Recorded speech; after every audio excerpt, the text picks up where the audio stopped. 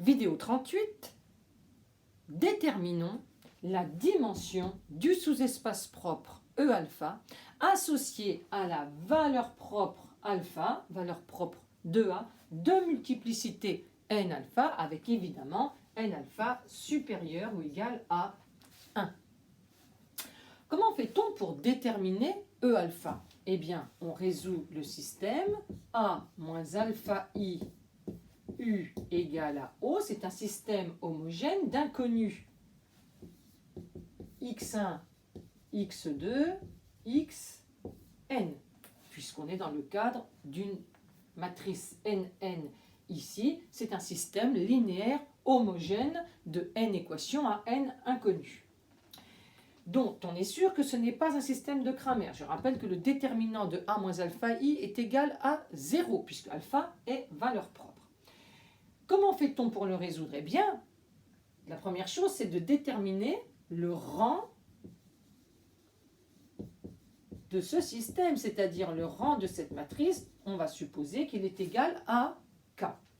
Cela signifie donc qu'il y aura K inconnu principal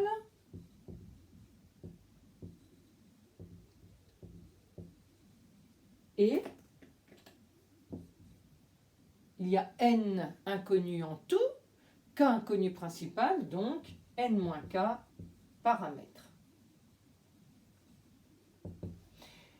Quitte à changer les places des inconnus, je vais supposer que les inconnus principales sont x1, x2, xk, et que les n-k paramètres sont les suivantes, c'est-à-dire xk plus 1, xk plus 2, etc. jusqu'à xn.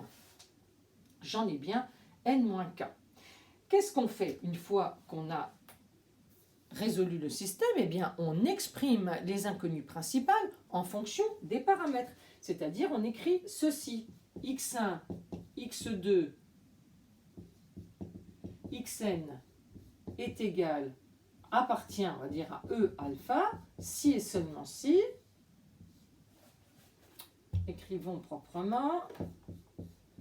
Voilà, si et seulement si. x1, x2, xn est égal à, je remplace chaque inconnu principal par son expression en fonction des paramètres. Donc ici, je vais avoir une combinaison avec des xk plus 1, xk plus 2, etc. jusqu'à xn, pareil ici, et ensuite arrivent les paramètres.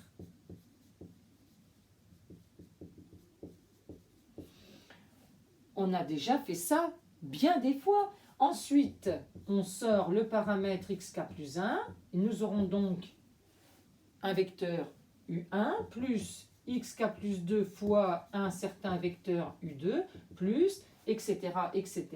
Et enfin, xn fois un vecteur qui va s'appeler comment? Eh bien, j'ai n-k inconnu servant de paramètre. Donc ici, c'est un-k. Autrement dit, E alpha, c'est vect de U1 jusqu'à UN-K, puisque on vient d'écrire que tout vecteur de E alpha s'écrit comme combinaison linéaire de U1, U2, UN-K. Et si on réfléchit à comment sont constitués U1, U2, UN-K, je vous promets qu'à tous les coups, sauf si vous avez fait des grosses bêtises avant, eh bien, ceci, non seulement ce sera une famille génératrice de E alpha, mais ce sera une famille libre. À tous les coups, ça marche. Donc, ce sera une base de E alpha. Par conséquent, la dimension de E alpha étant égale au nombre de vecteurs de cette base, eh bien la dimension, ce sera n-k. Donc je vais pouvoir compléter ici que la dimension de alpha, c'est n-k, c'est-à-dire c'est n moins le rang de A moins alpha I.